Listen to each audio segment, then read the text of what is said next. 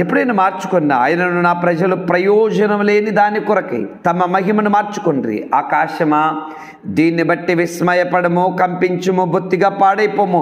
ఇదే యెహోవాకు నా జనులు 2 నేరములు చేసి ఉన్నారు. 1 జీవ జలముల ఊటనైన నన్ను విడిచి ఉన్నారు. తమ కొరకు తొట్లను అనగా బద్దలై నీళ్లు నిలవని తొట్లను తొలపించుకొని ఉన్నారు. ఎంత అద్భుతమైన మాట చెప్పాడండి. నా ప్రజలు 2 నేరములు చేసి ఉన్నారు. 1 నేరం ఏంటంటే జీవ జలముల ఊటనైన నన్ను విడిచారు. వాళ్ళు నన్ను విడిచిపెట్టారు. నేను జీవ జలముల ఊటను.